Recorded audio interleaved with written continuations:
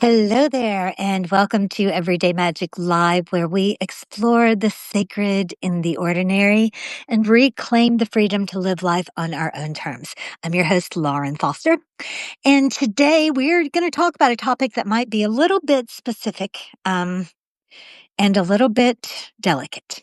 I was asked by a student this week who is in a 12-step program. And I should preface this by saying I never ever mean to attack any kind of program, any kind of faith path, any kind of religion or organization.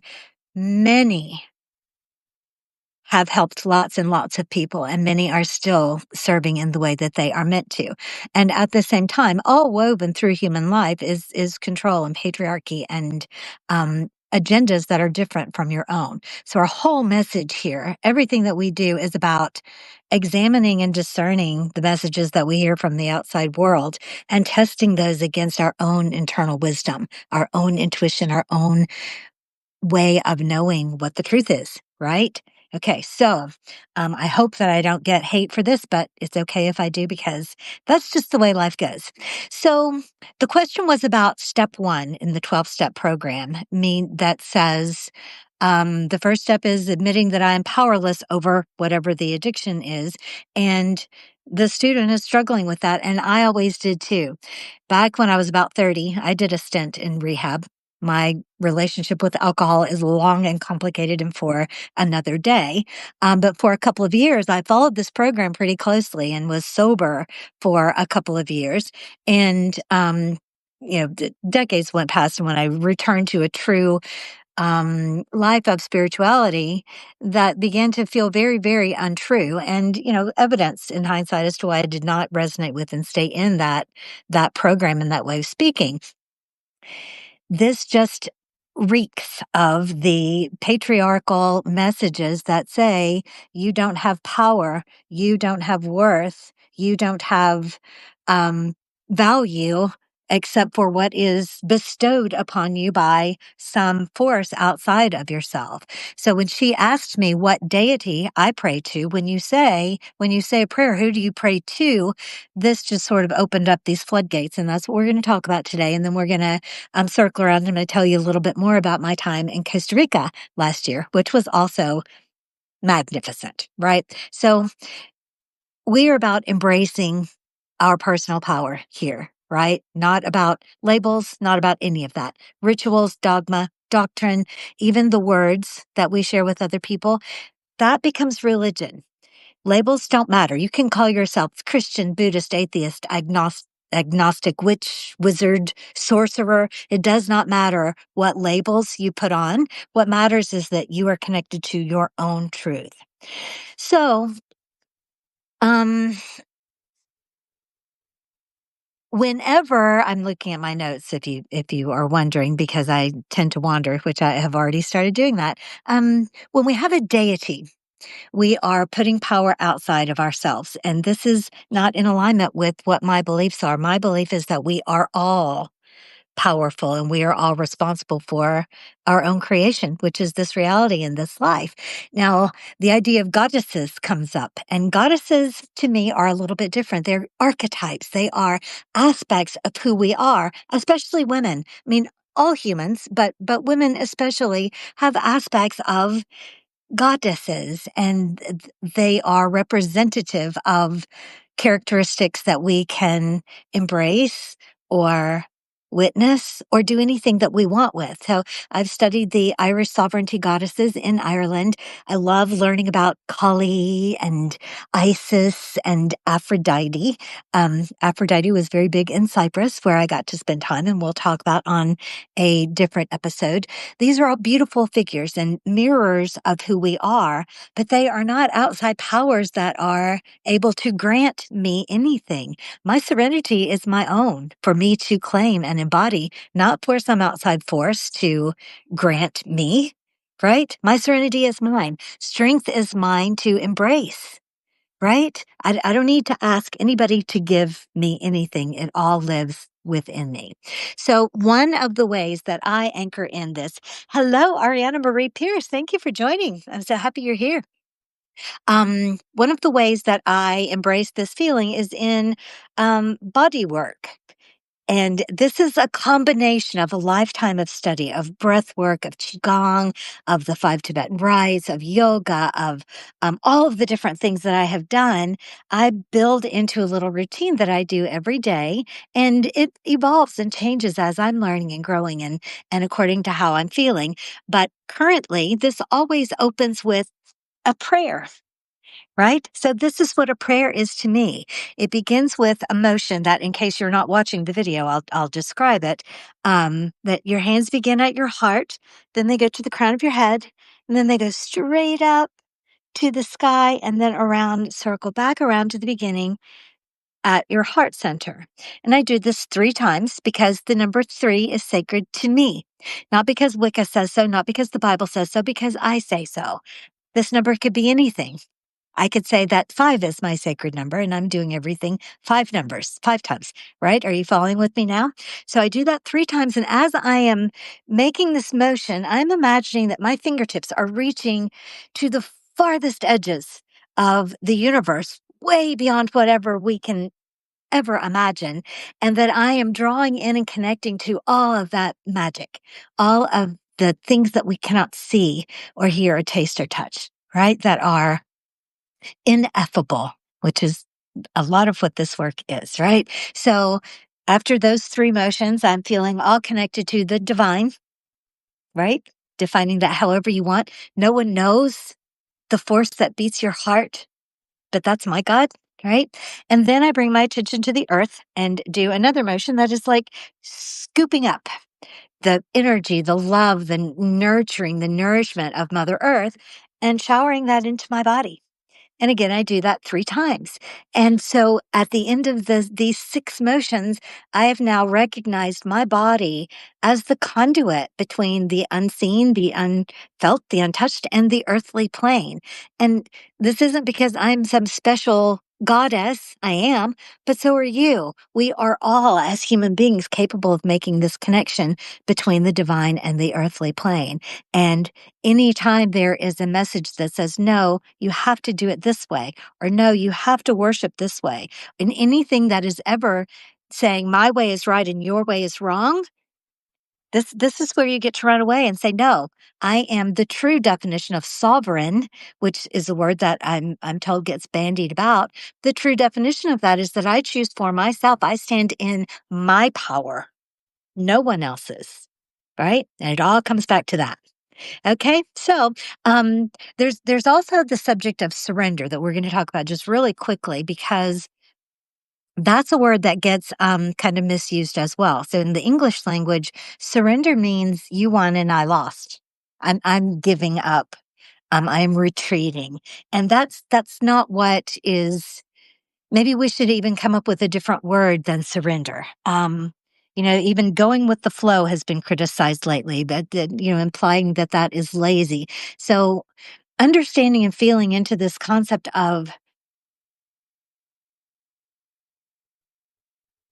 letting things unfold in the way that feels best, right? So when you are moving towards a goal and suddenly you come up against an obstacle, this is the time to stop and go, okay, well, what is the message in this obstacle? Is this something that I should be pounding my head against? Maybe it should be.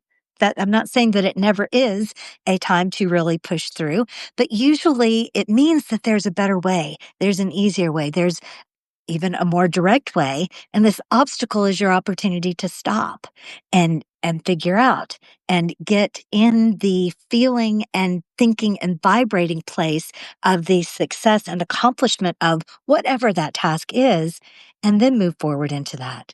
Right? That's the secret of being mindful. If you are always being centered and being grounded, you don't run into things. You don't trip over things. You don't um accidentally leave the stove on. All of these things, being aware and being present. Okay. So of course I have wandered off again. Um, yeah. So back in 2011, I was not, this is not who I was. The person that I am right now, um, was very different in 2011. I was bankrupt. I was living with my sister. I was, um, abusing my body with diet drugs and wine and cigarettes and just, just not in the place that I am now. Feeling powerless and feeling hopeless and feeling out of resources.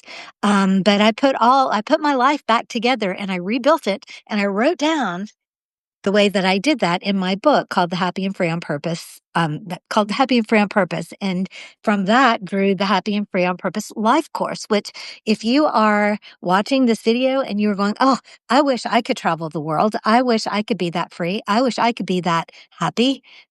Do it. Right? I've laid out the steps in this course that is only $77. Actually, if you use the coupon code podcast, PODCAST, I will know that you came to it from this broadcast and you save some money. It's only $55 if you use that coupon code. And if you are willing to do this work, if you're willing to every day make lists, learn to meditate, do the things, get in touch with yourself, then before you know it, you will be the master of your life. And you will no longer be going, oh, I wish. You'll be going, oh, I am. And I'm going to do some more tomorrow, right? So look around for the link to that. It will be here somewhere. Now, let's talk a little bit about Costa Rica. We in the first episode of this season, I gave you the explanation as to why I decided to go on this quest, on this journey as a 60-year-old woman owning nothing and traveling the world. So you can go back and look at all of that. And then the second episode, we talked about how I learned that I don't like the city, that San Jose, Costa Rica was not for me. That I got myself out of there as quickly as I could and got to the country, to the literal magic of cacao magic. And I talked a little bit about that last week. And so this week, I just want to share a little bit more about my adventures there. That one of the reasons I chose Costa Rica as my first stop is that I had a dear friend, Joanne Carey, who was a gifted channeler. And she had moved from California out to Ubita and she's in the process of building a retreat center. And I wanted to meet her in person and all of that. So it turned out that the beach was about a 30-minute drive from where I was staying, and I didn't have a car. I usually don't rent a car, and usually don't have one, but I literally hitchhiked. I went to where the bus was supposed to be, but as is actually predictable, the bus didn't show. So I wound up crammed in the bed of a truck with these two guys going to work, and they got me to within half an hour or half a mile of the beach. And I made my way the rest of the way there and swam in an ocean that was literally hot, like hot bathwater, not like warm, comfy, cozy bathwater, but literally hot. It was just as hot in the water as it was out of the water. And went on a brilliant walk with her and visited the market. And one of my favorite things about traveling is I went to a cafe that was recommended by my best friend Maggie when she had been there. And I was able to introduce myself to the owner and say, oh, my friend Maggie told me all about you. And so we had this instant connection because we shared a friend, right? And that's the kind of thing that you just can't experience if you never leave your own town. You got to get out and see the world a little bit for that, right? Hello, Mary Ploppins. That's a fabulous name. I love it.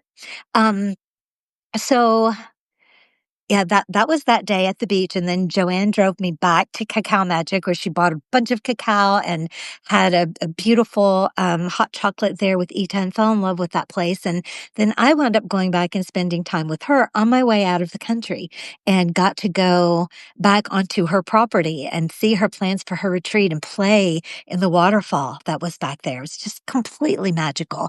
And I will put together a photo album where you can go through and look at all the pictures of this time in Costa Rica and kind of see the magic for yourself.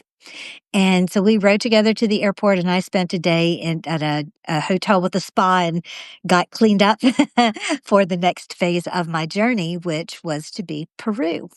And that's what we're going to talk about next week when you come back here for Everyday Magic Live. It's Friday for me at 10 a.m. I think for most of you, it's Thursday afternoon still, which is another bit of the magic of traveling. I'm literally on the other side of the globe from most of you, or from my friends and family from my youth. And it's a beautiful, amazing place to be. So, wherever you're watching this, be sure to click the subscribe button. We've got some really nice treats and surprises that are coming up in the Everyday Magic community. And you want to be sure that you stay in the loop about that. And again, look for the link to the Happy and Free on Purpose life course and use the coupon code podcast to save $22 from the regular price and get your path to health, happiness, freedom, building the life of your dreams your way, not the way the world tells you your life is supposed to be, for only $55. Okay. So, again, if you have questions, please post them in the comments wherever you are watching this. If you're, watching this on October the 30th of 2025 or November of 2027, it doesn't matter. Hopefully this will be here forever and I will too. And I would love to answer your questions and share with you whatever most interests you about this journey, this quest for magic and the sacred ordinary that I'm on. I love you. I will see you right back here next week. Thanks for joining.